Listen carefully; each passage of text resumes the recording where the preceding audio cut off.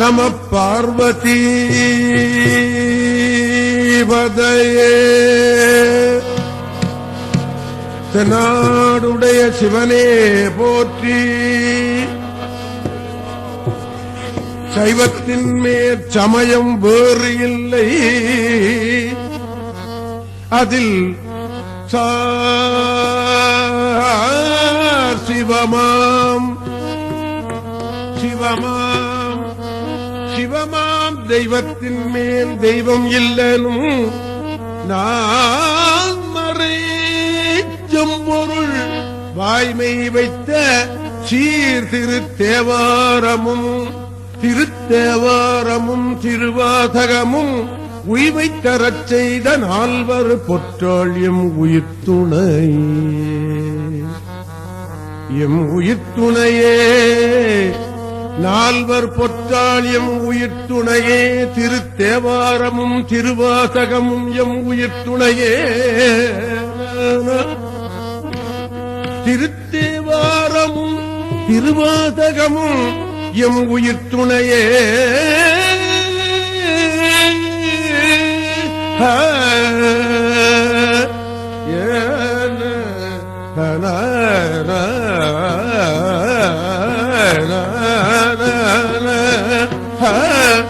நல்ல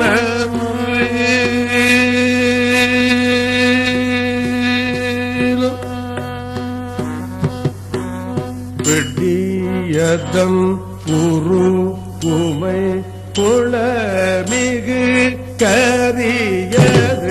வெடியதம் குரு உமை புலமிகு கரியது. வெடியதம் குரு உமை புலமிகு கரியது. படி கொடு தன்ன தடி படி படும் அவரிடர் படி கோடு தனதடி பழிபடும் அவரிடர் கடி கண பற்றி வர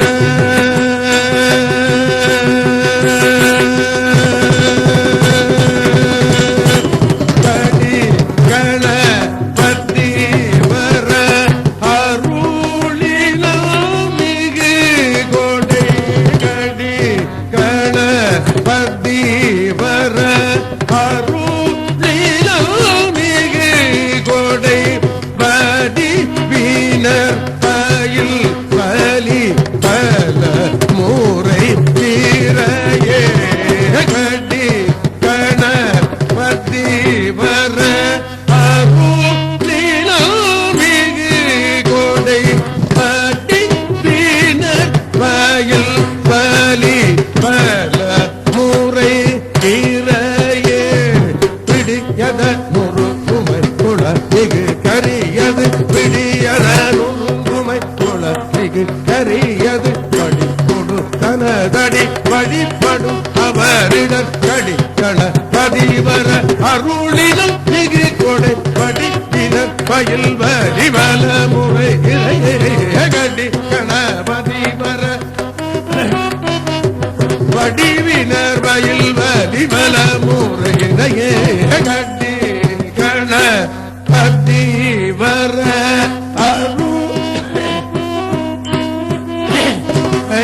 வடிவினர் வயல் வலிவ முறை இறையே.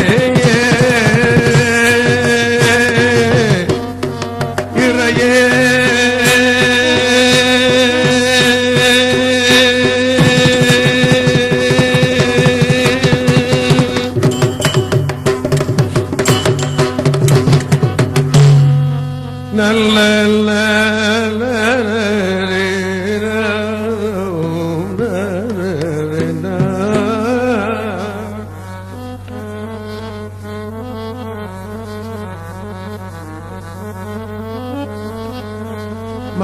மனத்தகத்தான் தலைமேலான் வாக்கின் உள்ளான் வாயாரத் தன்னடியே பாடும் தொண்டர் இனத்தகத்தான்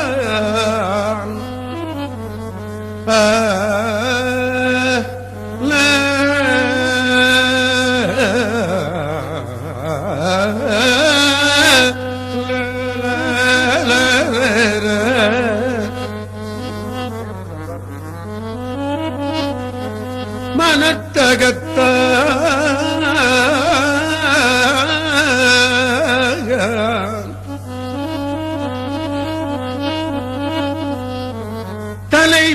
தலைமேலான் வாக்கில் உள்ள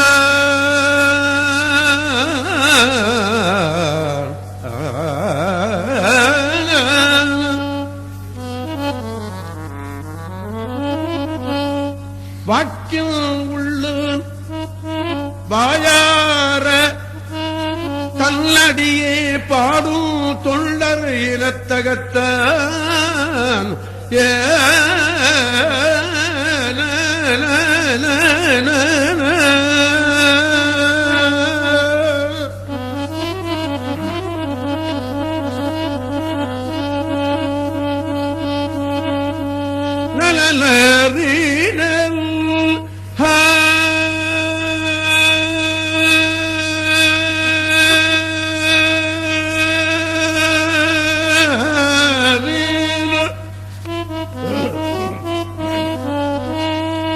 வாயார தன் அடியே பாடும் தொண்டர் இனத்தகத்தான்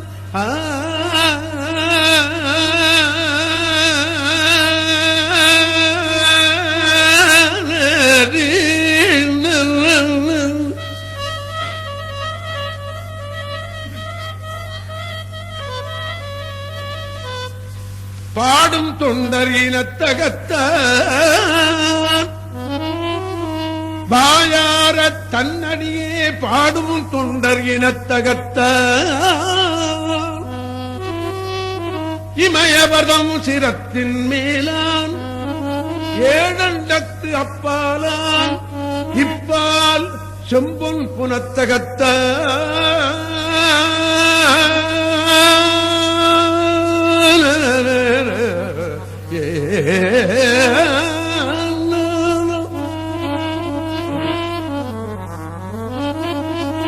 நறுங்கொன்றை போதினுள்ளான் பொறுப்பிடையான் நெருப்பிடையான் காற்றில் உள்ளான் கனத்தகத்தான் கைலாயத்து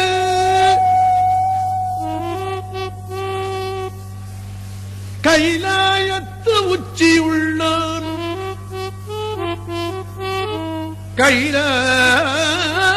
கைலாயத்து உச்சியுள்ளான்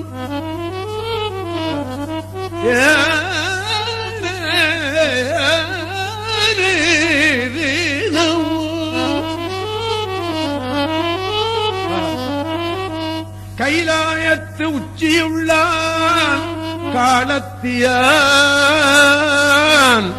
அவன் என் கண்ணுளாலே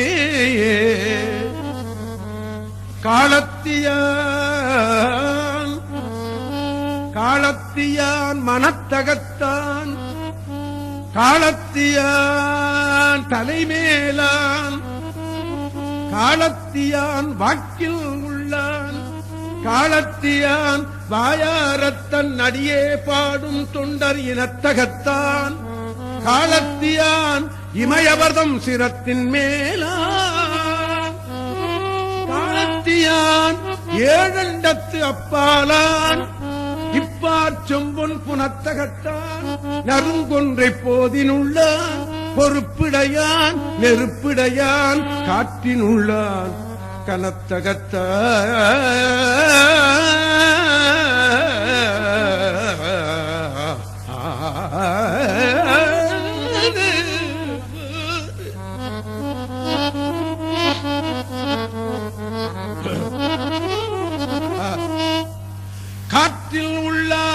கனத்தகத்தான் கைலாயத்து உச்சியுள்ளான் காலத்தியான் அவன் என் கண்ணுளானே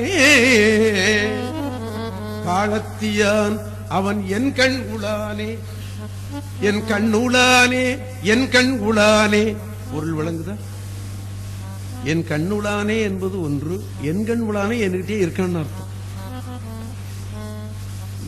எண்ணுக்கு என்னண்ட கொஞ்சம் கமா போட்டோம்னா அப்படி ஒரு பொருள் கிடைச்சுக்கும் பகாபதத்தை பகுபதமாக்கினால் ஒரு பொருள் கிடைக்கும் தப்பு ஒன்றும் இல்லையே இந்த துண்டை சின்ன சின்ன துண்டா கிழிச்சோம்னா கர்ச்சிப்பா உபயோகப்படுத்திக்கணும் என்ன தப்பு இல்லையா அதே மாதிரிதான் காலத்தியான் அவள் என் கண்ணுளானே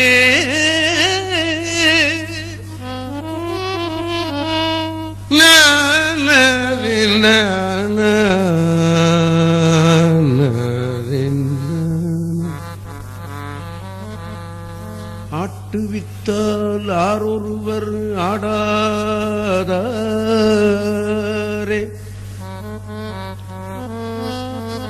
அடக்கு வித்தால் ஆரொருவர் அடங்காதாரே ஓட்டு வித்தால் ஆரொருவர் ஓடாதாரே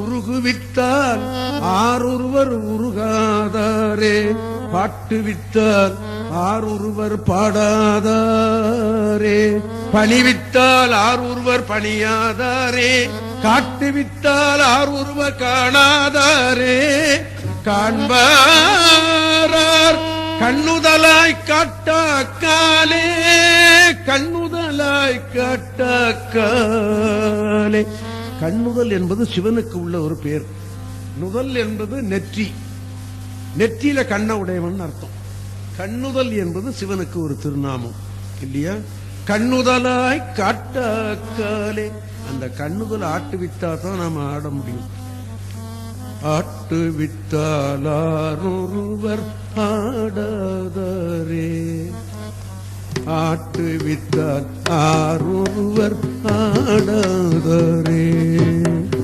ஆட்டுவித்தால் ஆரொருவர் ஆடாதரே அடக்கு வித்தால் ஆரொருவர் அடங்காதாரே ஆட்டு வித்தால் ஆரொருவர் ஆடாதரே அடக்கு வித்தால் ஆரொருவர் அடங்காதாரே ஒட்டு வித்தால் ஆரொருவர் ஓடாதாரே ஒட்டு வித்தால் ஆரொருவர் ஓடாதாரே உருகு வித்தால் ஆரொருவர் உருகாதாரே உருகு வித்தால் ஆரொருவர் உருகாதாரே பாட்டு வித்தால் ஆரொருவர் பாடாதாரே பாட்டு வித்தால் ஆரொருவர் பாடாதாரே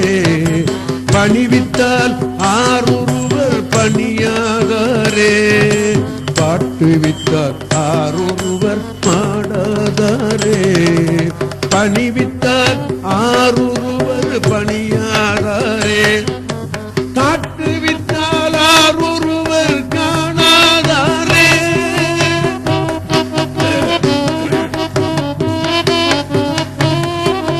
காட்டு வித்தால் ஆரொருவர் காணாதாரே காண்பாரார் கண்ணுதலாய் காட்டாக்காலே காண்பாரார் அணுதலாய் காட்டாக்காலே ஆட்டு வித்தால் ஆரொருவர் ஆடாதரே ஆட்டு வித்தால் ஆரொருவர் ஆடாதரே ஆடாதரே ஆடாதரே முதல்ல நான் ஒரு மன்னிப்பு கேட்டுக்கிறேன்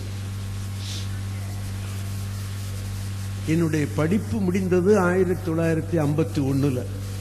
நான் அந்த ஓதுவாருக்காக வேண்டி 11 வருஷம் படித்தேன்.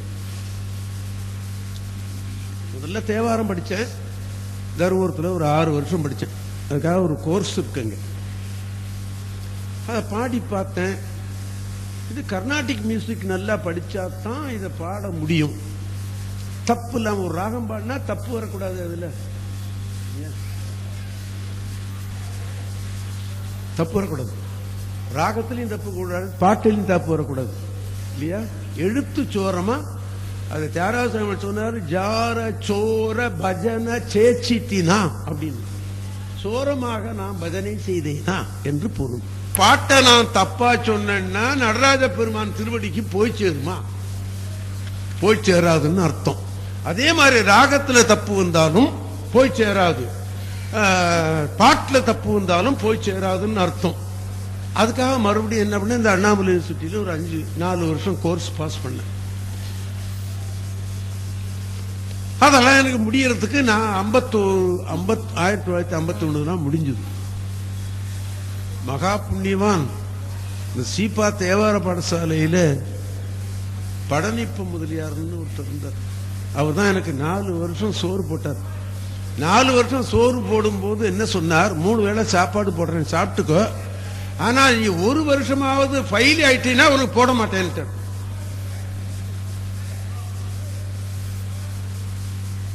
ஃபெயிலா போட்டா போட மாட்டேன்ட்டார்.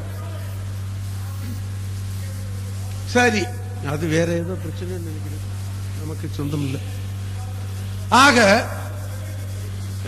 ராகத்திலேயோ பாட்டுலயோ நாம தப்பு இல்லாம பாடுறதுக்கு நாம பழகிக்கணும். அந்த மாதிரி நான் பழகினேன். 1951 இருந்து பட்டி தொட்டி எல்லாம் பாடினேன். நான் போகாத தமிழ்நாட்டில் ஊரே கிடையாது. ஆனா நேரத்தோட போயிடுவேன், நேரத்துக்கு முன்னே அரை மணி நேரத்துக்கும் போயிடுவேன். இப்ப 7 மாசமா இங்க அப்படித்தான் வந்துகிட்டு இருக்கேன். உங்களுக்கு தெரியும், இன்னைக்கு மாத்திரம் நான் லேட்டா வருவதற்கு என்ன காரணம் தெரியுமா? காலத்தி தேவாரம் பண்ணணும் இல்லையா? என்ன காரணம்? காலத்தி காற்றுக்கு உடைய கடவுள் இல்லையா? மண்ணுக்கு உரிய கடவுள் திருவாரூர், திருவொற்றியூர், காஞ்சிபுரம். இது மண்ணுக்குரிய கடவுளாக நாம பெரியவங்க எழுதி வச்சிருக்காங்க இல்லையா? ஆமா. தன்னுக்கு உரிய கடவுள் திருவானைக்கா, நெருப்புக்கு உரிய கடவுள் திருவண்ணாமலை, காற்றுக்கு உரிய கடவுள் காலத்தி, ஆகாயத்துக்கு உரிய கடவுள் அதை உள்ள ஆடுறான். இந்த 5 தான் நம்ம உடம்புல இருக்கு. இந்த 5ல எது ஒண்ணு ஃபெயிலியரா போனாலும், இப்ப காற்றுல தகராறுன்னு சொன்னா அவனை காலத்தி தான் கேட்கணும், அவனை பாடினா சரியா போடும். தண்ணியில ஏதாவது ரிப்பேர், ரத்தத்துல அல்லது தண்ணியில ரிப்பேர் இருந்ததுன்னா திருவானைக்கா தேவாரம் பாடணும். மண்ணுல ஒண்ணு தப்பு இருந்ததுன்னா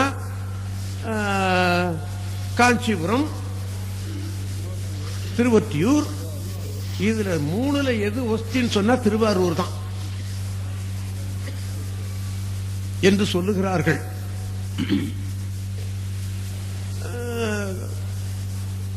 ஹிருதயத்தில் ஏதாவது தகராறு வந்துன்னா இவன் தான் ஹிருதயஸ்தானம் என்று சொல்லப்படும். நான் ஹிருதயத்தில் கோளாறுனால தான் இங்க வந்து சேர்ந்தேன். இப்போ 8 மாசமா எனக்கு இந்த ஹிருதயத்தில் வலியே வரல. ஆமா, தாங்கிதான் சொல்றேன். எவ்வளவோ மருந்து சாப்பிட்டு பார்த்தா நுரையீரல் அந்த வலி போகல. சிதம்பரத்துக்கு போறேன்னு சொன்னேன், போயிட்டு வந்தாண்ட. இன்னைக்கு கூட தருமபுரம் பண்டாரன்னு கேட்டாரு, நுரையீரல்ல வலி இருக்குன்னு சொன்னியே, சிதம்பரத்துக்கு வந்து பாடினியே, எப்படி இருக்குன்னு கேட்டாரு. இப்ப அங்க இருந்தா வரேன். 8 மாசமா அந்த வலி இல்லை சாமி, நம்பிக்கை தான் காரணம், போயிட்டு வா அப்படின்ட்டு. நாங்க வந்துகிட்டே இருக்கிற வேளையில நான் 5:45 இங்க வந்துடலான்னு வந்தேன். காத்து போயிடுது, டயர்ல தொல்லஞ்சுது. அதுக்காக தான் முதல்ல நான் இந்த காலத்தி தேவாரம் பாடினேன். அதே போல நம்ம காற்று போயிட்டாலும் ஒரு நிமிஷம் வைக்க மாட்டான், தூக்குடான். அதே மாதிரி கார்ல காத்து போயிடுதுன்னா நான் 5:45 வர முடியாது, 6:45 தான் வந்தேன். அதுக்காக தான் காலத்தி தேவாரம் பண்ணேன். காற்று பண்ண வேடிக்கைன்னு தான் நான் லேட்டா வர்றேன். என் பேர்ல தப்பு இல்லைன்னு சொல்றதுக்கு தான். தப்பு என் பேர்ல தான் இருந்தாலும் ஒரு சாக்கு சொல்லிவிடுறது. எந்த மனுஷன் எப்படிடா செத்தான் அப்படின்னு கேட்டா, அவனுக்கு ஏதோ மாறு வலிக்குதுன்னு சொன்னான், அவ்வளவுதான். யமன் கொண்டு போயிட்டான்னு சொல்ற வர்றதுக்கு வார்த்தையே வராது. ஏதோ வயிற்று வலி, ஏதோ தலைவலி, ஏதோ கீழ் விழுந்தான், ஏதோ கார் முதிச்சு, ஏதேனும் ஒரு சால்ஜாப். அதே மாதிரி ஒரு சால்ஜாப் சொல்லிக்கிறேன், நிச்சயமான சால்ஜாப். பொய் சொல்றேன்னு எண்ணி விட வேண்டாம், நான் லேட்டாவே வரமாட்டேன். ஆமா, அதனால உங்கள்கிட்ட நான் முதல்ல மன்னிப்பு கேட்டுக்கிறேன். நீ சுவாமிக்கு பஞ்சபுராணம் சொல்லக்கூடிய பிராப்தி எனக்கு இல்லை, அவ்வளவுதான். காரை வேகமா ஓட்டு எனக்கு 5:45 6 மணிக்கு கொண்டு நிறுத்தினா கூட போறோம், 6:15 தான் பூஜை முடியும், பஞ்சபுராணம் சொல்லிவிடுவேன்னு சொன்னேன். இன்னைக்கு பஞ்சபுராணம் நீ சொல்றத நான் கேட்க தயாரா இல்லடா, அர்ஜாமத்துக்கு வேணா வா அப்படின்னு அவன் சொல்லிவிட்டான். அவன் சொன்னதை தடுக்க எவனாலும் முடியாது. அதனால்தான் ஆட்டுவித்தால் பாடினேன் அந்தாண்ட. அதுக்கு அடுத்தது பாடினது கூட அதுதான், நீ ஆட்டுவித்தால் தான் நான் ஆட முடியும், நீ பாட்டு வித்தால் தான் நான் பாட முடியும். உனக்கு வயசு 80 ஆச்சு நீ நினைக்காத, நீ நான் பாட வைக்கிறேன் பாடு அப்படின்னு அவன் சொன்னாத்தான் முடியும், இல்லாட்டா நான் பாட முடியாது என்பதை நான் முதல்ல தெரிவித்துக் கொண்டு அதை மன்னிப்பு கேட்டுக்கொண்டு, இன்னைக்கு திருக்கடையூர் தேவாரம் பாடலாம் என்று நான் போன மாசமே சொல்லியிருந்தேன். திருக்கடையூர் மூவர் பாடல் பெற்ற க்ஷேத்திரம் என்பதை நான் உங்களுக்கு நினைவூட்டிக் கொள்றேன்.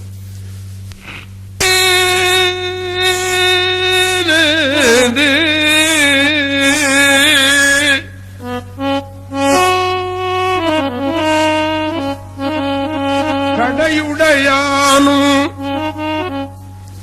நெய்யாடலானும் சரி கோவண உடையுடையானும்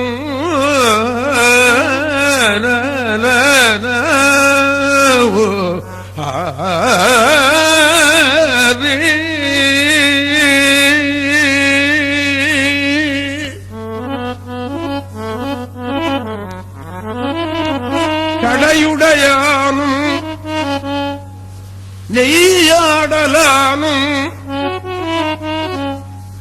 செஞ்சடையப்பர்னு பேரு திருப்பனந்தாள்ல இருக்கிற சுவாமிக்கு, செஞ்சடையப்பர்னு பேரு இல்லையா? ஆமா, அந்த சடையான் என்று ஒரு பேரு உண்டு. அதனால்தான் சடையாய் என்னுமால் அப்படின்னு கூட ஒரு தேவாரம் இருக்கிறது இல்லையா? ஆமா, சடையுடையானும் நெய்யாடலானும். சுவாமிக்கு அபிஷேகத்துல நான் இதுல தலையிடுறதுக்கு இல்ல, ஐயாவுக்கு முன்னாடி சுவாமிக்கு அபிஷேகத்தில் பஞ்சகவ்ய அபிஷேகம் மிக உயர்வு என்று சொல்லுகிறார்கள். அது பசுவின் உடலிலிருந்து வந்தது இல்லையா? பால், தயிர், நெய், கோச்சலம், கோமியம். எந்த மிருகத்துக்கும் இப்படி ஒரு புண்ணியம் கிடையாது இல்லையா? அதனால்தான் பசு வளர்க்கறது புண்ணியம் சொல்லி கூட பசு வளர்க்குறாங்க. நான் கூட போய் பார்த்துட்டு வந்து என்னால் முடிஞ்ச காணிக்கையை கொடுத்துட்டு போனேன். தரையெல்லாம் நல்லா போட்டுவீங்க, மண்ணு தரையில் படுத்திருக்க வேண்டாம் அந்த மாடு அப்படின்னு சொல்லி. பசுவை அடிக்கக்கூடாதுன்னு சொல்லுவாங்க. ஒரு படம் ஒன்று உண்டு, பசுவினுடைய உடம்புல எந்தெந்த தெய்வங்கள் வாழுகிறதுன்னு ஒரு படம் முன்னெல்லாம் இருந்தது. இன்னைக்கு பூரா அந்த படத்தை நம்ம வீட்டில் மாட்டி வைக்கிறதுல வேற என்னென்னமோ படங்கள்லாம் மாட்டி வைக்கிறாங்க இல்லையா? ஆமா இல்லையா? சடையுடையானும் நெய்யாடலானும் கரிகோவண உடையுடையானும் மையார்ந்த உண்கண் உமை கேள்வனும்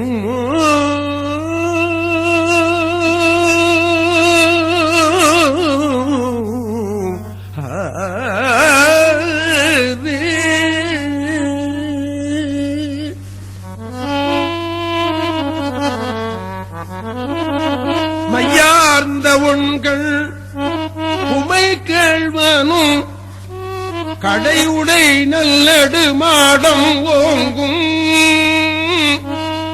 கடவுர் தன்னுள். கடவுர் என்று சொன்னாலும் பொருத்தம். இன்னைக்கு கடவுர்னு சொல்றதில்லை, கடையூர்னு சொல்றாங்க. திருக்கடையூர் அப்படின்னு சொல்றாங்க. ரெண்டும் பொருத்தம் அப்படின்னு என்னுடைய அபிப்பிராயம்.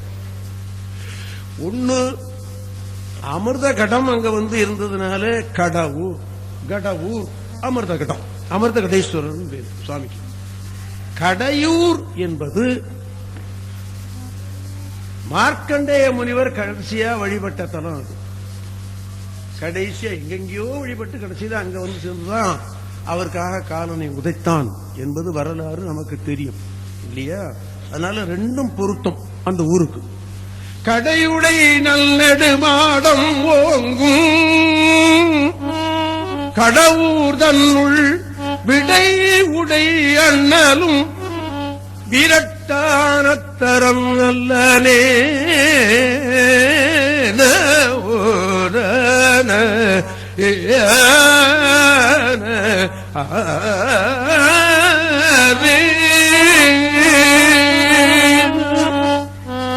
சடையுடையானும் நெய்யாடலானும் சரிகோவண உடையானும் மையார்ந்த உண்கண் உமை கேள்வனும் கடையுடை நன்னெடு மாடமோங்கும் கடவுர்தனுள் விடையுடை அண்ணனும் விரட்டானத்தரன் நல்லனே விரட்டானத்தரன் நல்லனே விரட்டானத்தரன் நல்லனே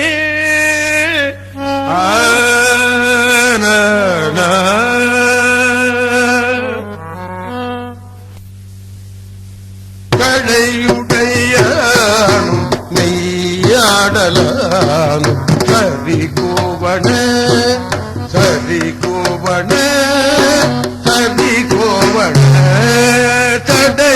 தடையுடையானும் நெய்யாடலானும் சரிகோவண உடையுடையானும்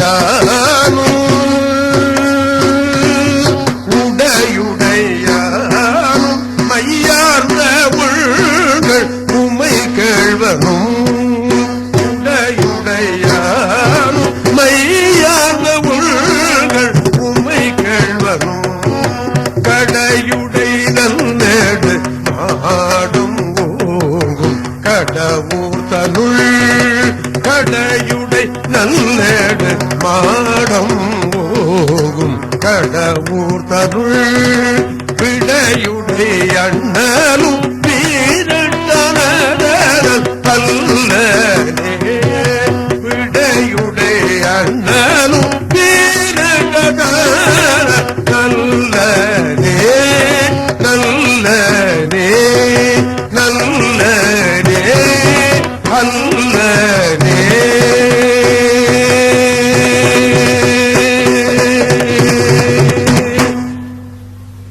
இந்த கேதார இந்த ராகத்துக்கு பேர் கேதார கவுளைன்னு பேர்.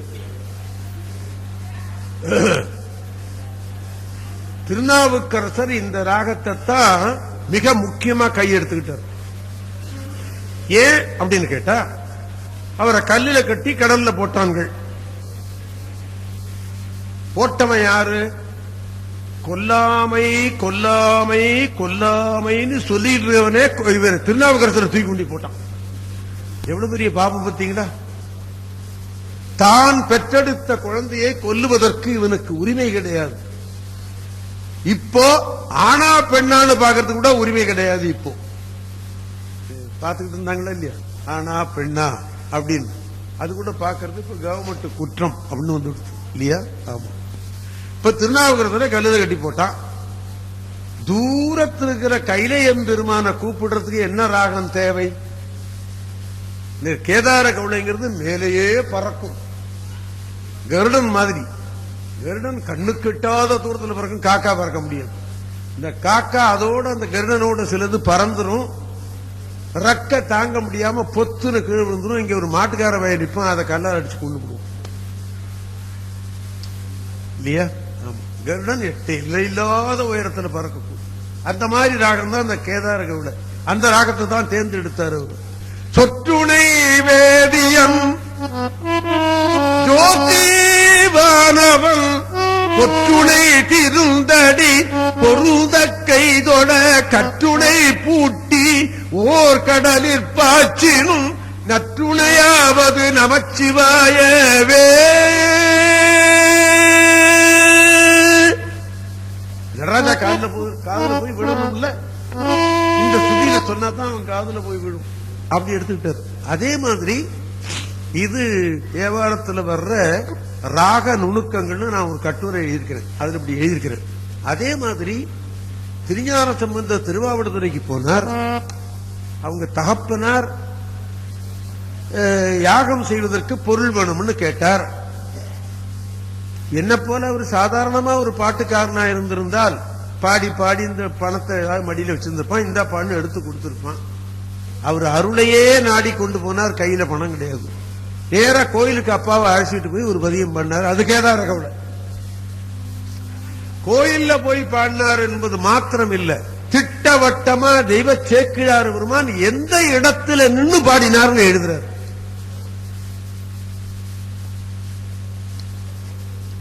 சேக்கிழார்ட்ட உள்ள கெட்டிக்காரத்தனம் அதுதான்.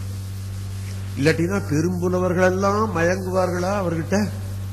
இல்லையா? ஆமா. எந்த இடத்துல பாடப்பட்டது அப்படின்னு கேட்டா, திருவாவடுதுறையில சாமி கிட்ட போய் அவர் பாடல.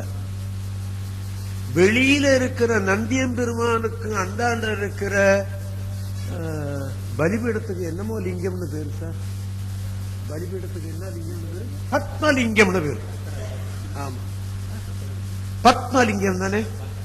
பத்திரலிங்கமா? பத்மலிங்கம்ல என்னமோ. அது எனக்கு வடமொழியில் அவ்வளவு பழக்கம் இல்லை, அதனால நான் விட்டுறேன்.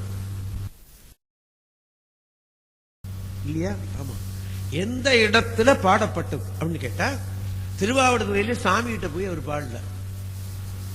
வெளியில இருக்கிற நந்தியம்பெருமானுக்கு அந்தாண்ட இருக்கிற பலிபீடத்துக்கு என்னமோ லிங்கம்னு பேரு சார். பலிபீடத்துக்கு என்ன லிங்கம் பேரு? பத்மலிங்கம்னு பேரு. ஆமா, பத்மலிங்கம் தானே. பத்திரலிங்கமா? பத்மலிங்கம்ல என்னமோ. அது எனக்கு வடமொழியில் அவ்வளவு பழக்கம் இல்லை, அதனால நான் விட்டுறேன். வெளியில இருக்கு அரச மரம், அங்கதான் உட்கார்ந்து அவர் 3000 தமிழ் பாடினார் என்று வரலாறு. அங்கே இருந்து பாடினார். அப்ப சுவாமி சன்னதி எவ்வளவு தூரம் இருக்கு? அதுக்கு என்ன ராகம் தேவை? இந்த ராகம் தான் எடுத்துக்கிட்டார். இடரினும் தளரினும் எட்ட இருக்கிற சுவாமி காதல விழணும். அது இடரினும் தளரினும் எனதொரு நோய் தொடரினும் உனகடல் தொழுதெடுவே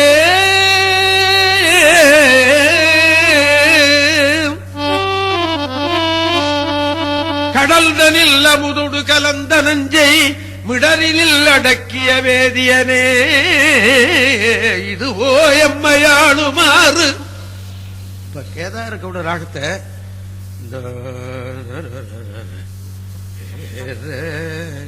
அப்படின்னு பாடுறவங்க குறைச்சல். அப்படின்னு பாடினா தேவை கேதார கவுட தான்.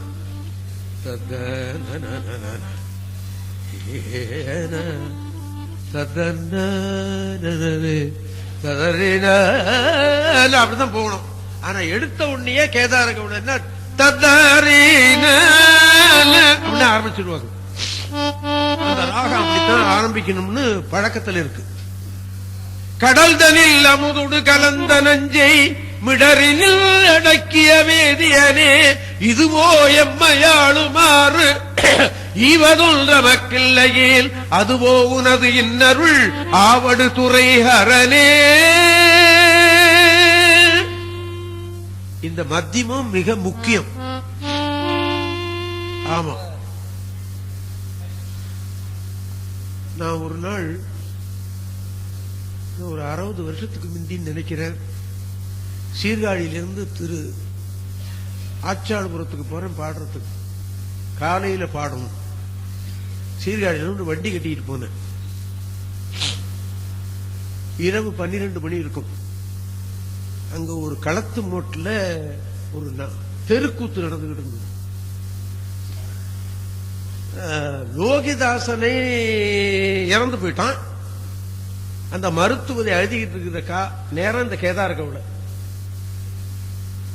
அப்போ தஞ்சாவூர் ஜில்லாவில் காக்காமொழி கோயில்சாமின்னு ஒருத்தர் இருந்தான், தெருக்கூத்துல மிக கட்டிக்காரன். அவன் கேதார கவுளை பாடிட்டு இருந்தான். நான் வண்டி அவுத்து விட்டுட்டு அங்கேயே தங்கிட்டேன். ஆமா, என்ன தேவகானமா கடவுளே.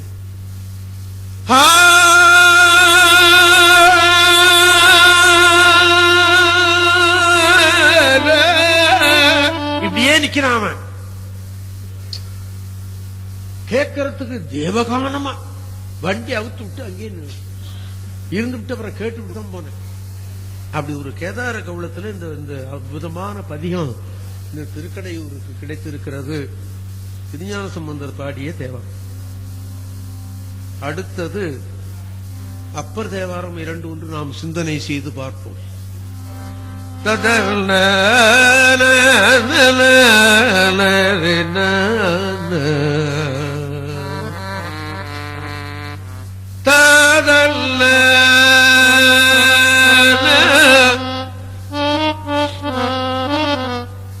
மண்ணிடை குரம்பை தன்னை மதித்து நீர் மையலைதில்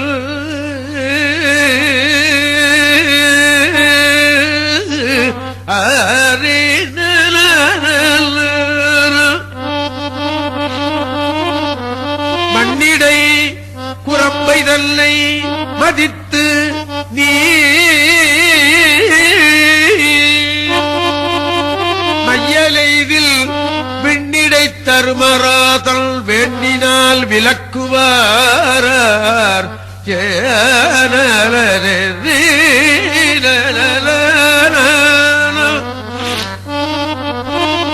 விண்ணிடை தருமராதல் வேண்டினால் ஆர் விலக்குவார்.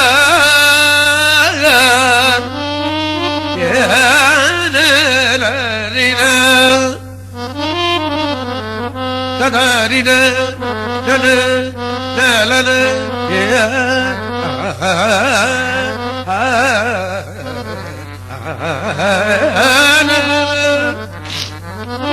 மண்ணிடை குரம்பை தன்னை மதித்து நீர் மையலைதில் விண்ணிடை தருமராதல் வேண்டினால் விலக்குவாரார். பன்னிடை சுவைகள் பாடி ஆடிடும் பத்தற்கு என்றும் கண்ணிடை மணியர் போலும் கடவுர் வீரட்டனாரே.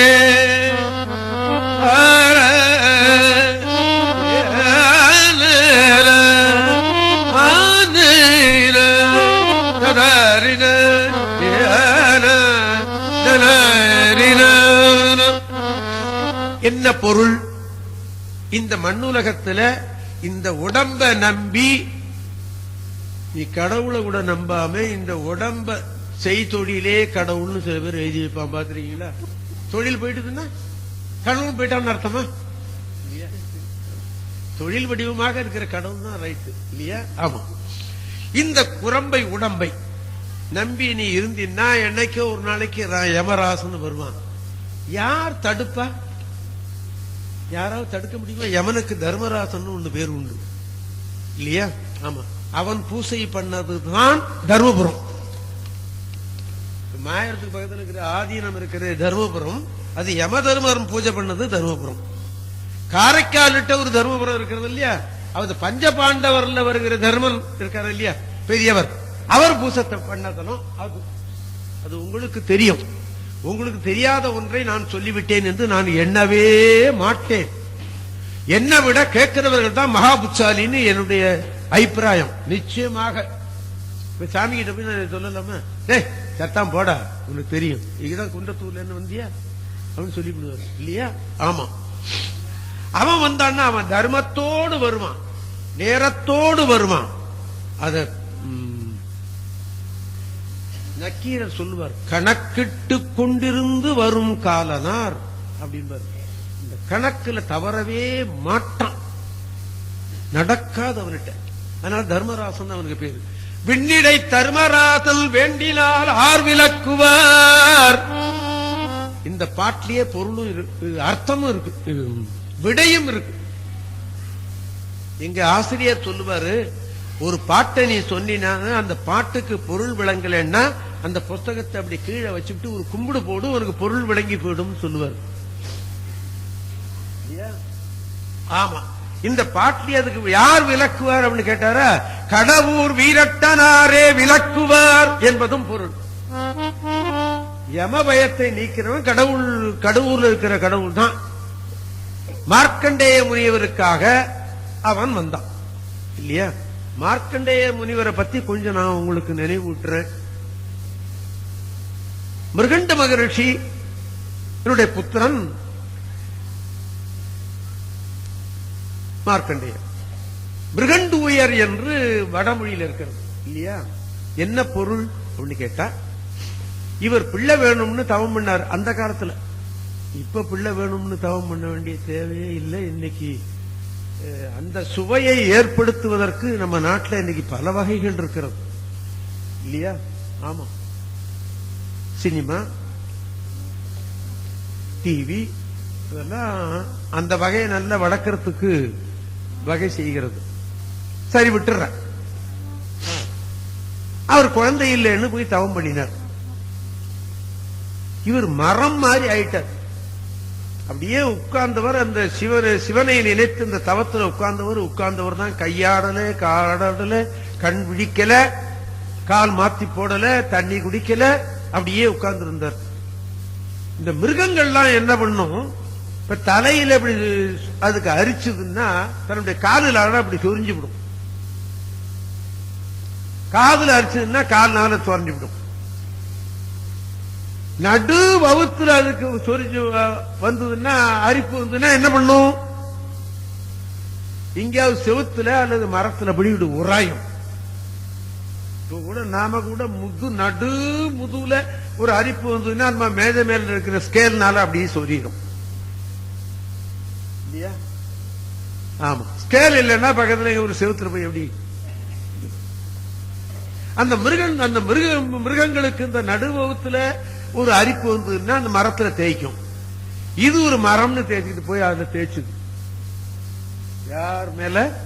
மிருகண்டு மகரிஷி மேல. மிருகண்டூய முனிவர். அதான் பொருள் சொன்னாங்க. சாமி, நான் தப்பா சொன்னேன்னா நீங்க விட்டுடுங்க, சரி ஏதோ சின்ன பையன் உளறணும் அப்படின்னு. அவர் நெடுங்காலம் தவம் இருந்தாரு. அந்த அம்மா பேரு மருத்துவதின்னு பேரு. நெடுங்காலம் தவம் இருந்தார். சிவன் ஒரு நாள் வெளிப்பட்டான். உனக்கு என்ன வேணும் அப்படின்னு கேட்டான். எனக்கு குழந்தை வேணும் அப்படின்னு. சரி, குடிப்பான், கூத்தாடுவான், பஞ்சமாபாதகமும் செய்வான், பொய் செய்வான், களவு செய்வான், பிறர் மனையை தீண்டுவான். இப்படி ஒரு 5 பாவம் சேர்ந்துக்குதான் பஞ்சமா பாவம்னு பேரு இல்லையா? ஆமா, அதுல 4 தான் எனக்கு ஞாபகத்தில் இருக்கு. களவு, பொய், கள், காமம், இன்னொன்னு என்னன்னு தெரியல. என்னங்க? தூது. இன்னைக்கு இதை பூரா செய்துகிட்டே இருக்கான். இன்னைக்கு மனிதன் பூரா அதான் செய்துகிட்டு இருக்கான். அதனாலதான் வள்ளற் பெருமான் நல்லூர் மனதை நடுங்கச் செய்தேனோ, நட்டாற்றில் கையை நழுவ விட்டேனோ, ஏழைகள் வயிறு எரியச் செய்தேனோ, களவு செய்வோர்க்கு உளவு சொன்னேனோ, குருவை வணங்க கூசி நின்றேனோ. குருவுன்னு ஒருத்தன் வைத்திருந்தானே இவன் வணங்க போறான். நான் எலிமெண்டரி ஸ்கூல்ல படிச்ச வாத்தியாரையும் நான் நினைச்சு கும்பிடுறேன். இன்னைக்கு நான் எலிமெண்டரி ஸ்கூல்ல கல்யாண சுந்தர ஐயர்கிட்ட ஒருத்தர் படிச்சேன். அவர் தான் எனக்கு தமிழ் கத்து கொடுத்தவர். தமிழை தமிழாக சொல்லி கொடுத்தவர் அவர் தான். அவரை நான் மறக்கவே முடியாது இல்லையா?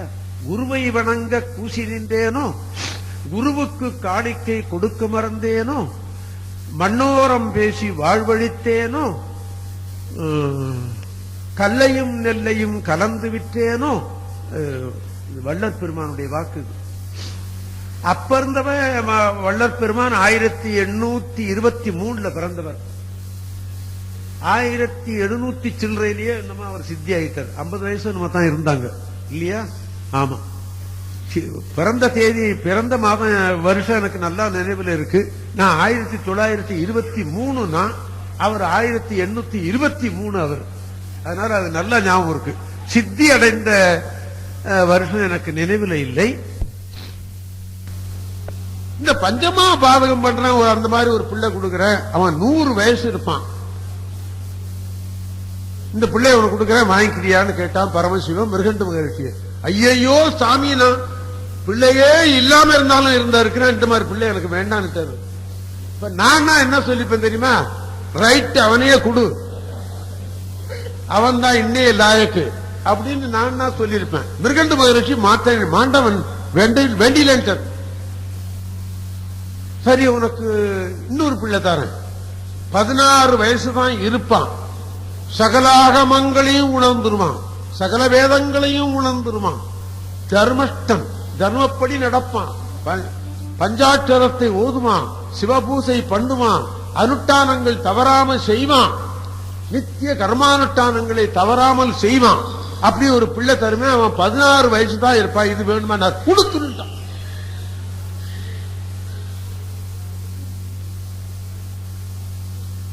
அப்படி கேட்டு வாங்கின பிள்ளைதான் மிருகண்டு இது மார்க்கண்டேய முனிவர் இல்லையா? அவருக்காக தான் காரனை உதைத்தான் என்று பொருள் திருக்கடையூர் இல்லையா? அதத்தான் சுவாமி அத உள்ளிட பின்னால வருகிறது தேவாரத்தில். அப்புறம் சொல்லுவேன். பன்னிடை சுவைகள் பாடி ஆடிடும் பத்தற்கு என்றும் கண்ணிடை மணியர் போரும் கடவுர் வீரட்டனாரே அப்படின்னு நினைவூட்டுகிறார் அப்பர் பெருமான் இல்லையா? அவனை வழிபட்டு விடு, யம பயம் உனக்கு இருக்காது என்பது ஒண்ணும். அடுத்த பாட்டு ஒண்ணு சொல்றேன்.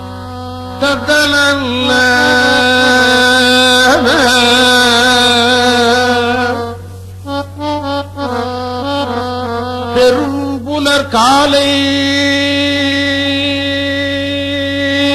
மூழ்கி, பெரும் புலர்காலை மூழ்கி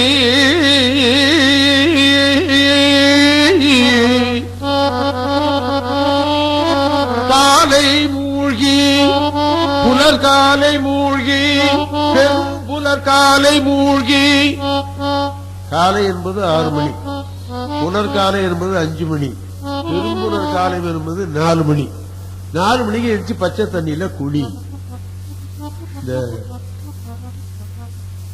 என்னமோ ஒரு சாமி சட்டம்னு ஒண்ணு உண்டு தெரியுமா? 4 மணி குடிக்கிறது.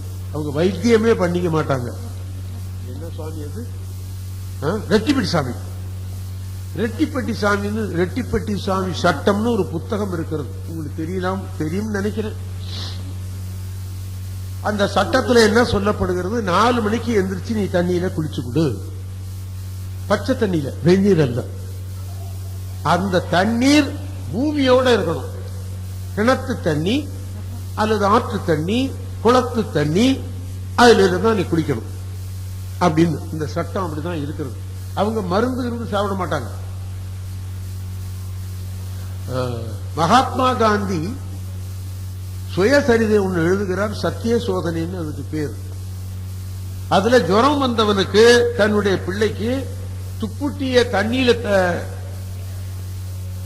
நினைச்சு புழிஞ்சு விட்டு சுத்தமா போத்தி விட்டார். ஜுரம் அவனுக்கு நல்ல சரியா வெளி போயிடுத்துன்னு அவர் எழுதுறாரு சத்திய சோதனையில. ஆமா, வைத்தியம் எல்லாம் விட்டுட்டு அவர் செய்திருக்கிறார். அந்த அம்மா கத்தினாலும் ஐயோ இப்படி அவன் கடந்து கத்துறான், அவன் மேல கொண்டு போய் இந்த துணியை போத்துறீடு, பரவாயில்லடி சரியா போயிடும் அப்படின்னு சொல்லியிருக்கிறார். போட்டேன் சரியா போச்சுன்னு எழுதியிருக்கிறார். சத்திய சோதனை படிச்சவங்களுக்கு தெரியும் இல்லையா? ஆமா. அந்த புலர்காலையிலே நீ மூழ்கி விடு அப்படின்னு சொல்றார் சுவாமி. ஆமா, தேவாரத்தில் வருகிற வழியில இது ஒண்ணு. இன்னொரு இடத்துல திருவிடைமருதூர் தேவாரத்தில் வருகிறது, அனலுற மூழ்கி என்று வருகிறது. திருஞான சம்பந்தர் தேவாரம். அனல் என்பது இந்த கழுத்து இல்லையா? இந்த கழுத்து மட்டும் தண்ணியில இறங்கி குளிஞ்சு காக்கா மாதிரி தரையில உட்கார்ந்துட்டு அப்படி எப்படி சில பேர் குளிச்சுட்டு வந்துருவான்ல, அப்படி ஊத்திட்டு வந்துருவோம் இல்லையா? ஆமா, அப்படி குளிக்காத. அனலுற மூழ்கி. இப்படி இந்த நம்மளுடைய நித்திய கர்மானுஷ்டானங்களில் கூட தேவாரங்கள்ல இப்படி எல்லாம் குளிக்கிறது முதற்கொண்டு சொல்லப்படுகிறது இல்லையா? குளத்துல நல்லா இறங்கி குடி என்பது. பெரும்புலர் காலை மூழ்கி பித்தர்க்கு பத்தராகி, பித்தர்க்கு பத்தர ஆனான்னா பெரும்புலர் காலையில மூழ்கிடுவான் நிச்சயமா இல்லையா? ஆமா, உண்மையான பக்தரா ஆயிட்டான்னா அவன் குடிச்சுக்கணும், அவனுக்கு குளிரே தெரியாது.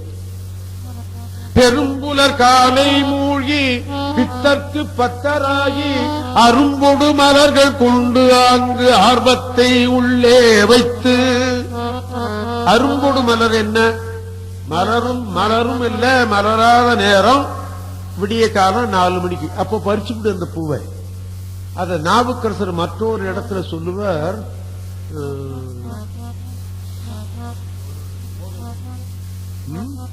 இல்லை, அப்புறமா சொல்றேன். வண்டு மொய்ப்பதற்கு முந்தி அந்த பூவை உண்பதன் முன் மலர் பறித்துட்டு உண்ணாராகி. உண்பதன் முன் மலர் பறித்து விட்டு உண்ணாராகின்னா என்ன பொறுத்தோம்னா, நாம சாப்பிடறதுக்கு முந்தி மலர் பறிச்சுட்டு சாமிக்கு போடுங்கிற பொருள் அல்ல. மலர்ல இருக்கிற வண்டுகள் போய் அதுல இருக்கிற தேனை அது சாப்பிட்டுடுதுன்னா அது எச்சியா போயிடும் இல்லையா? அந்த மலர் எச்சியா போயிடும் இல்லையா? அந்த எச்சி மலரை நீ பறிக்காதே, அது உண்ணுவதற்கு முந்தி நீ பறித்து விடு என்று பொருள் இல்லையா? உண்பதன் முன் மலர் பறித்திட்டு உண்ணாராகி என்பது பொருள். ஆக பித்தர்க்கு பத்தராகி அரும்பொடு மலர்கள் கொண்டு ஆங்கு ஆர்வத்தை உள்ளே வைத்து விரும்பி கல்விளக்கு தூபம் விதியினால் இடவல்லார்க்கு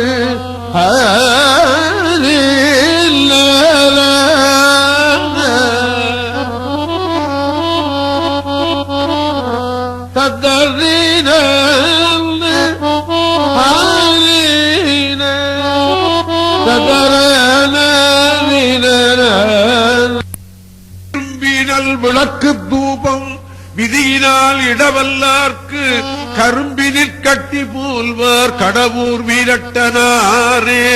பெரும்புலர் காலை மூழ்கி பித்தர்க்கு பத்தராகி அரும்பொடு மலர்கள் கொண்டு ஆர்வத்தை உள்ளே வைத்து விரும்பினல் விளக்கு தூபம் விதியினால் இடவல்லார் கரும்பினிற் கட்டி போல்வார் கடவுர் வீரட்டனாரே.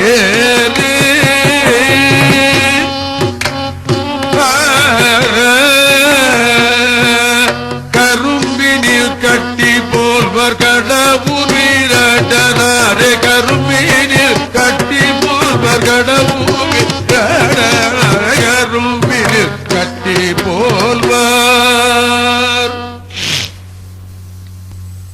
இந்த வரியில வருகிற பொருள் என்ன?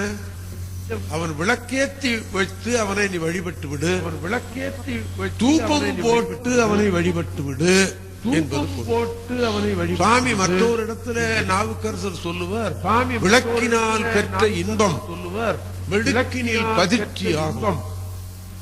விளக்குமாறுன்னு நம்ம ஊற்ற ஒண்ணு இருக்கு இல்லையா? விளக்குமாறுன்னு நம்ம ஊற்ற சொல்லிட்டே இருக்கிறாங்க. அதுவும் பொருள் தர்தான். துடைப்போ என்பது அதுவும் பொருள் தர்தான். விளக்குமாறு என்பது பழைய சொல்லு. விளக்குமாறு கூட்டுறதுக்கு விளக்குமாறு சொல்லு. கூட்டுறதுக்கு விளக்குமாறு. கோயில கூட்டு நின்னா எவ்வளவு புண்ணியம் கிடைக்குமோ அது போல 10 மடங்கு புண்ணியம் கூட கிடைக்கும். கோயில தண்ணீர் விட்டு நல்லா மூழ்கி எடுத்தீங்கன்னா, கோயில தண்ணீர் விட்டு கொஞ்சம் அழுக்கு போகும். தண்ணீர் விட்டு கூட்டினா நல்ல அழுக்கு போயிடும். தண்ணீர் விட்டு நல்ல அழுக்கு தூய்மை தூய்மை சொல்றீங்க கேட்கலாம். டாக்டர் சோப் போட்டு கழுவுறாரு. டாக்டர் சோப் போட்டு கழுவுறாரு. டாக்டர் அழுக்க உண்டாக்கிக்கிறான். சாதாரணமா நம்ம கை கழுவுறதுக்கு சோப்பு தேவையில்லை. சாதாரணமா நாம துணியை வைக்கிறதுக்கு சோப்பு தேவையில்லை. ரொம்ப அழுக்கு போனாதான் சோப்பு போடணும். நான் கூட தினந்தோறும் என்னுடைய வேட்டிக்கு சோப்பு போடவே மாட்டேன். ஏன்? சாதாரண தண்ணியில துவைச்சாலே போருமானது. ஆமா, சோப்பு போட வேண்டிய தேவையில்லை. விழுதியாக அழுக்கு இருந்தாதான் சோப்பு தேவைப்படும். விளக்கினால் பெற்ற இன்பம் வெடுக்கினில் பதித்தியாகும். துளக்கில் நல் மலர் தொடுத்தல் தூயவின் ஏறலாகும். மோட்ச சாம்ராஜ்யம் கிடைக்கணும்னா உனக்கு கோயிலுக்கு நீ மாலை கட்டி போட்டு விடு என்பது பொருள். நீங்க கேட்கலாம், குற்றமில்லாத மலர் சொன்னார். துளக்கில் மலர் எடுத்தல் தூயவின் ஏறலாகும். வாங்கி கொண்டாந்து நடராஜ பெருமாள். சரி, மோட்ச சாம்ராஜ்யம் மாலையை கட்டி போடு. விளக்கிட்டார் பேரு சொல்லின் மெய்நெறி ஞானமாகும். கோயிலுக்கு நீ விளக்கு போட்டினா நல்ல புத்தி கிடைக்கும். என் மேல யாரும் கோச்சுக்க கூடாது. அந்தாண்ட இன்னொன்னு சொல்றேன். கோயிலுக்காக கொடுக்கிற எண்ணெயை திருடிட்டு போனா ஒரு நாளைக்கு 4 பஸ் போகும். காலையில 8 மணி 12 மணி. ஒரு ஊர்ல ஒரு கோயில்ல ஒருத்தர் வேலை பார்த்தாரு. அவருக்கு 5 பிள்ளை. பாடிட்டு முடிச்சோன்னா அதுல 4 பிள்ளை குருடு. அப்படின்னா ஒரு கோயில்ல எப்படி வேலை பார்த்திருப்பாருன்னு யோசனை முடியுங்க. இது நம்ம ரிசல்ட் அதுதான். நமக்கு எந்த ஊர்னு சொல்ல மாட்டேன். ஆமா, அப்படி கோயிலுக்கு விளக்கு போட்டீங்கன்னா அங்க தீபம் எரிஞ்சதுன்னு சொன்னா அங்க வெளிச்சம் இருந்ததுன்னா உன் வீட்டுல ஒளி இருக்கும் அப்படின்னு அர்த்தம். திரும்பி இங்க வரும்.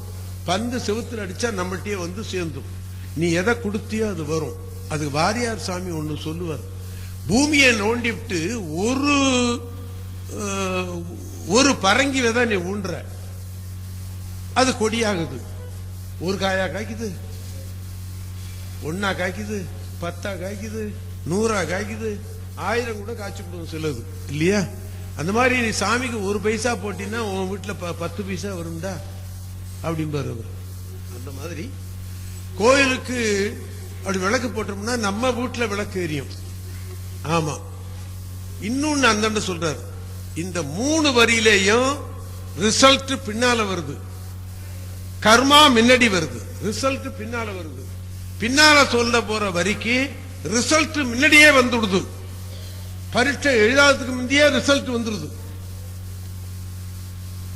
காப்பி அடிச்சு விடுறாங்க இல்லையா? இந்த பேப்பர் அவுட் ஆயிட்டு இவர் வாத்தியார் இல்ல, அளப்பில அப்படின்னு போட்டார். இதுக்கெல்லாம் அளவு சொன்னவர். அந்தாண்ட வந்து அதுக்கு அளப்பில, அளப்பு கிடையாதுடா, அளவு கிடையாது. என்ன தெரியுமா?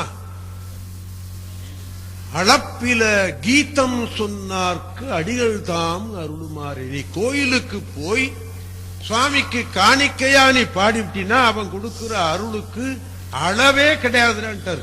இந்த தேவாரத்தை நான் என்னைக்கு படிச்சனோ அன்னையிலிருந்து நான் கோயிலுக்கு போய் சாமிக்கு பாட தவறவே மாட்டேன். இது கூட காணிக்கை தானே. இப்ப நடராஜ பெருமானுக்கு நான் இங்க பாடுறது கூட காணிக்கை தானே பாடுறேன். ஆமா, சாமி என்ன ஒரு 1000 ரூபாய் கொடுக்குறாரு? நான் கேட்டேன் நான் சாமிய இல்லையே. சாமிய நான் கேட்டது என் உடம்பு சரியா இருக்கணும்னு தான் கேட்டேன். ஆமா, நான் தினந்தோறும் கோயிலுக்கு போக தவற மாட்டேன். 4 பதியம் 5 பதியம் 10 பதியம் கூட சொல்லுவேன். பதியமா சொல்லிவிடுவேன். அந்த அருளுக்கு அளவு கிடையாது என்பது பொருள். ஆக சுவாமி என்ன சொல்றார்? இந்த தொண்டு செய்து உரைப்பு அவருக்கு. அதனால அந்த தொண்டை பத்தி நிறைய சொல்லிட்டு போறார் அவர்.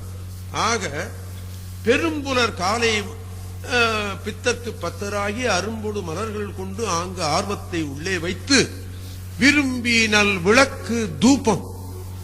அந்த ஊர்ல இந்த தூபத்தை பத்தி நல்லா சொல்றார். முன்ன எல்லாம் பாத்தீங்கன்னா திருக்கடையூர் கோயில்ல இவ்வளவு பெரிய பித்தளை அண்டா இருக்கும், அதுல நெருப்பு கிடக்கும். போறவங்கெல்லாம் சாம்பிராணியை வாங்கி கொண்டு அதுல போட்டுக்கிட்டு இருந்தாங்க. நான் பார்த்திருக்கேன். இப்ப நடக்கிறது இல்லை. ஆமா, அந்த ஊர்ல குங்கிலிய கலைய நாயனார்னு ஒருத்தர் இருந்தார். இங்க கூட ஒருத்தர் குங்கிலிய கலையம் போட்டுக்கிட்டு இருந்து சண்முகனார்னா என்னமோ அவருக்கு பேர். அவரை பத்தி கூட ஒரு புத்தகம் எழுதியிருக்கிறாங்க இந்த மணிவாசக மன்றத்துல இல்ல. ஆமா, குங்கிலிய கலையமே போட்டுக்கிட்டு இருந்தார். அவருக்கு பேர் சண்முகனார்னு பேர் இல்லையா? அவர் ராமலிங்க சுவாமி வழி வந்தவர். கடைசியில அவர் ஒரு நாள் திருவீதியிலேயே உடலால புரண்டு வந்தார்னு நான் கேள்விப்பட்டேன். அம்மா சாமி தலையாட்டிட்டாங்க. சிவமே நிலவிய திருவீதின்னு சொல்லுவார் இந்த வீதிய சேக்கிழார் பெருமான். சிவமே நிலவிய திருவீதி அப்படின்னு சொல்லுவார். அந்த திருவீதியில அவர் புரண்டு வந்தார்னு நான் கேள்விப்பட்டேன். நம்மளால முடியுமா? நான் நடராஜா கோயில்ல கூட ஒரு நாளைக்கு அங்க பிரதர்ஷனம் பண்ணணும்னு நினைக்கிறேன். 2-3 மாசமா நினைச்சுக்கிட்டு இருக்கேன். நிறைவேறலையே, நினைப்பு நிறைவேறலையே. நான் என்ன பண்ணுவேன்? என் வினை கூடல அப்படின்னு அர்த்தம். இந்த குங்கிலியம் போட்டுக்கிட்டு இருந்தார் இந்த கோயில்ல ஒருத்தர். அவருக்கு குங்கிலிய கலைய நாயனார்னு 63 நாயன்மாருடைய கதையில வருகிறது. இந்த பாட்டுக்கு எடுத்துக்காட்டா அவர் இருந்தார். தான் கையில கிடைக்கிற காசெல்லாம் குங்கிலியம் வாங்கி சாமிக்கு போடுவார். வீட்டுல சம்பாதிக்கிறதே இல்ல, பிள்ளை குட்டி எல்லாம் பட்னியா கிடக்கு. இவர் கோயில்ல தூபம் போட்டுக்கிட்டே இருக்கிறார். என்னைக்கோ ஒரு நாளைக்கு இப்படி வீட்டுக்கு போனார். மனைவி வாங்க அப்படின்னு கூப்பிட்டா. ஏன் மனைவியா இருந்தா வாங்கன்னு கூப்பிட்டு இருப்பாளா? இல்ல உங்க இவர் மனைவியா இருந்தா வாங்கன்னு சொல்லுவாளா? வந்து தொலைச்சியா, நாங்க இருக்கிறமா செத்தமான்னு பார்க்க வந்தியா அப்படின்னு கேட்டிருப்பா. வாங்க ஐயா அப்படின்னு கூப்பிட்டா. சாப்பிடலாமா அப்படின்னு இவர் கேட்டார். தெய்வ சேக்கிழார் பெருமான் எழுதிய கதை. ஆமா, அந்த மகான் எழுதி வைக்கலன்னா அந்த கதை நமக்கு கிடைக்காது. யார் எழுத வைத்தவன்? யார் எழுத வைத்தவன்? நடராஜாவும் நீங்களும் ஒண்ணுதானே. இவன் தான் எழுத வச்சான். உமாவதி சிவாச்சாரியார் எழுதிய சேக்கிழார் புராணத்துல கடைசியில அதைத்தான் சொல்றார். புராணம் தான் அரங்கேற்றத்துக்கு அப்புறமா இதே மண்டபத்தில் உட்கார்ந்து சேக்கிழார் பெரிய புராணத்தை படித்துக் கொண்டிருந்தார்னு முடிக்கிறார். ஆமா, சேக்கிழார் தான் படிச்சார். இப்போ யாரும் படிக்கிறது கிடையாது. ஏன் அவர் தான் படிச்சுட்டார், நமக்கு என்னது அப்படின்னு விட்டுறான் இல்லையா? ஆமா. இந்த அம்மாக்கு சாப்பிடலாமான்னு கேட்டாரு. இந்த அம்மா ஒன்னும் சொல்லல. அவ கழுத்துல சங்கிலி இல்ல, அவ கழுத்துல வைர அட்டிகை இல்ல, வைரத்தோடு இல்ல, கையில மோதிரம் இல்ல. ஒரே ஒரு பவுன் அவள்கிட்ட இருந்தது தாலி. எந்த காரணத்தை முன்னிட்டும் கணவன் இருக்கும்போது அதை கயட்டக்கூடாது, வேறொருத்தனும் அதை பார்க்கவும் கூடாது இல்லையா? அப்படி ஒரு நியதி உண்டல்லவா? உடம்பிலிருந்து கயட்டக்கூடாத பொருள் திருமாங்கல்யம். அந்த உத்தமி என்ன பண்ணினா, அதை கயட்டி வீட்டுக்காரன் கையில கொடுத்து போய் ஏதாவது உணவு பொருள் வாங்கிட்டு வாங்கன்னு கொடுத்தா. வேற ஒருத்தன்னா உண்மையான அறிவு ஒருத்தனுக்கு இருந்திருக்குமே. ஆனால் இந்த தாலி அவ கையில கொடுத்துட்டு வீட்டிலேயே தற்கொலை பண்ணிக்குவோம். நிச்சயமா அப்படித்தான் செய்துக்குவோம். இவர் இதை வாங்கிட்டு போனார். எதுக்கு ஒருத்தன் ஒரு மூட்டை கொண்டு வந்தான். அது என்னன்னு கேட்டார். குங்கிலியம்னு சொன்னான். இந்த தாலி அவங்க கையில கொடுத்துட்டு இதை வாங்கிட்டு ஒரு கோயிலுக்கு போயிட்டார். இப்போ ஒருத்தன் அப்படி போனான்னா முத்து கணேசன் இருக்கான், எனக்கு நல்லா தெரிஞ்சவன், அதனாலதான் அவனை சொல்றேன். இப்ப அவன் மனைவி அப்படி பண்ணியிருந்தா குங்கிலியமா வாங்கியிருப்பான்.